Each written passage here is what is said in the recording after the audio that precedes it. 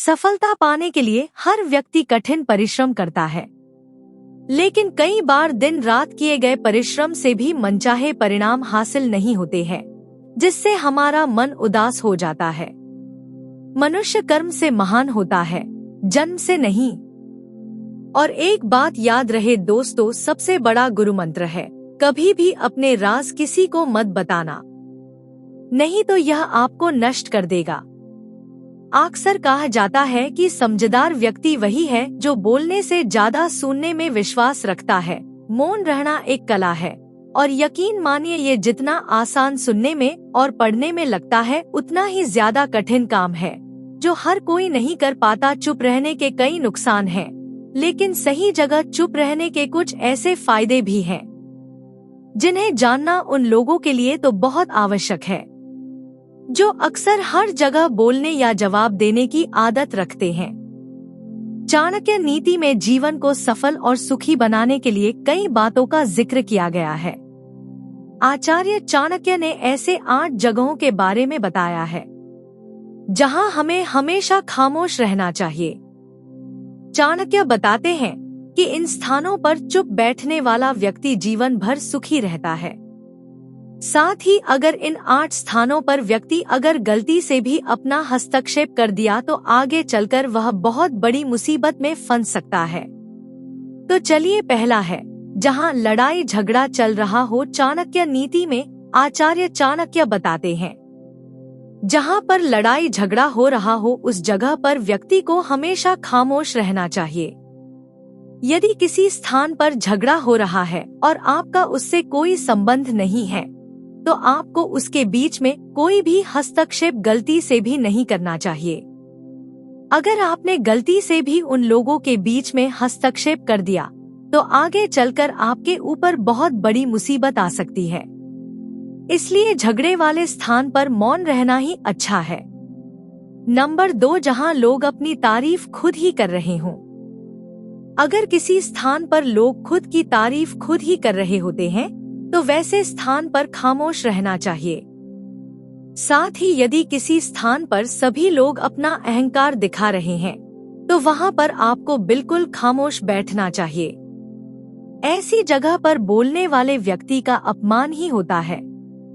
इसके अलावा वे लोग आपको नीचा दिखाने की भी कोशिश करेंगे।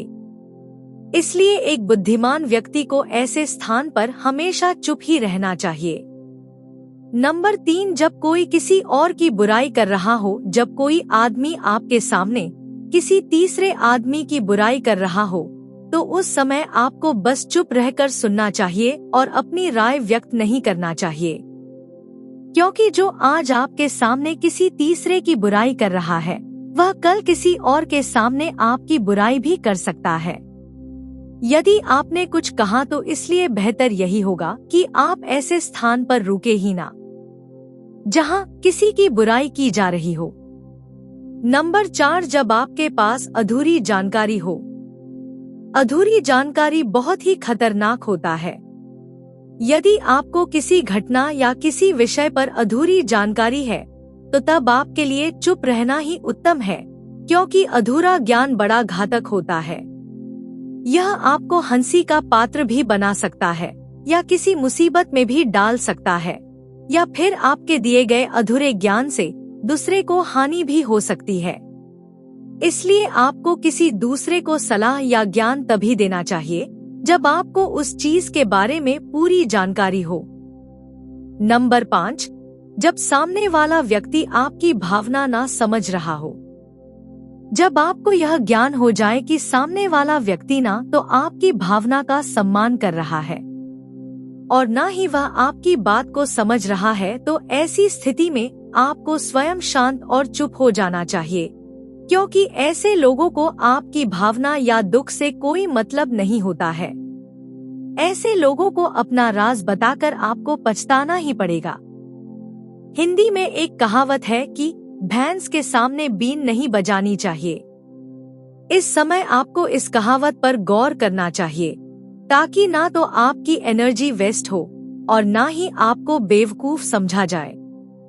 नंबर 6, जब कोई इंसान अपना दुख व्यक्त कर रहा हो, यदि कोई इंसान अपने दुख या परेशानी के बारे में आपको बता रहा है, तो इसका मतलब यह कि वह आप पर भरोसा करता है और आपको अपना समझ रहा है।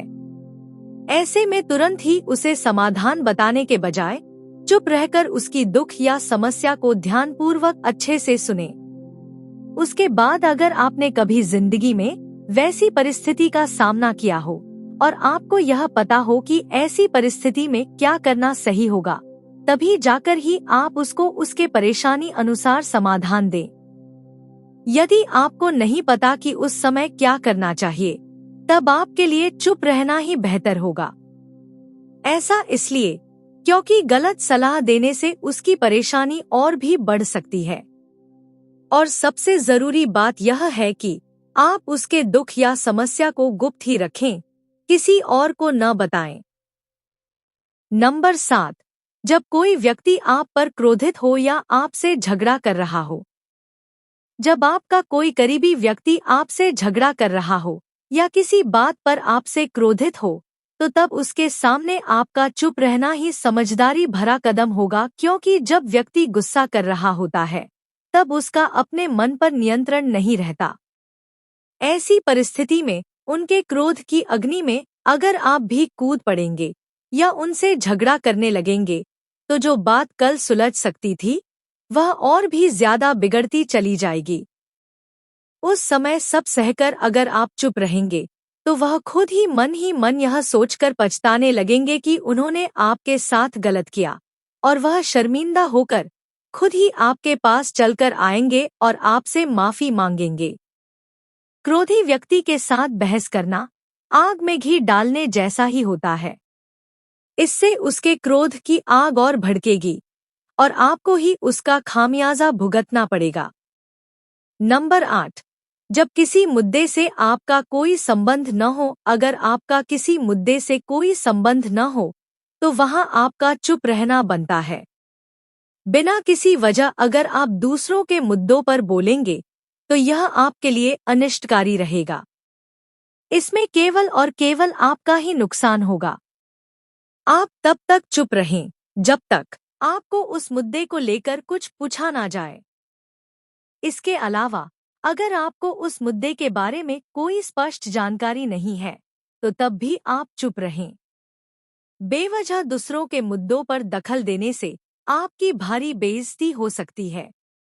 नंबर 9, जब आप बिना चिल्लाए बात ना कर पाते हों। जब हम बिना शोर शराबे के अपने विचारों को संवेदनशीलता से व्यक्त करते हैं, तो सामने वाला व्यक्ति हमारी बातों को सुनता है और हमारी भावनाओं को भी समझता है।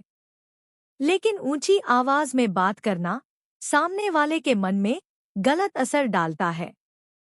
चिल्लाकर बात करने से सामने वाले को हमारी बातों अप्रासंगिक लगने लगती हैं और उसे लगता है कि हम अपनी बातों को जबरदस्ती मनवाने की कोशिश कर रहे हैं। यही अनचाहे नतीजों का कारण बनता है। इसलिए हमें कभी चिल्लाकर या ऊंची आवाज में बात नहीं करनी चाहिए।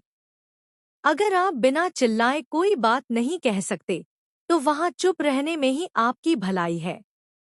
किसी पर चिल्लाने से आपके व्यवहार के बारे में पता चलता है और लोग आपसे दूर भागने लगते हैं। नंबर 10, किसी के बारे में ना बोलें। जो अपने मुंह को बंद रखता है और बुद्धि से काम करता है, वही इंसान समझदार होता है। बिना जरूरत के बोलना, बेवजह ही किसी के बारे में बोलना या किसी के बीच में बोलना, यह गलत है। कभी कभी हमारे लिए बुद्धिमानी इसी में होती है कि हम अपना मुंह गलत जगह न खोलें और चुप रहें। मुंह हमेशा सही जगह और सही अवसर देखकर ही खोलना चाहिए। वीडियो के लास्ट में हम यही कहेंगे आपसे कि आपको हमारी वीडियो अच्छी लगती है, तो कृपया करके चैनल को सब्सक्राइब जरूर करें, ताकि आने वाली वीडियो आप देख सके। मिलते हैं अगली वीडियो में, तब तक के लिए अपना ख्याल रखें।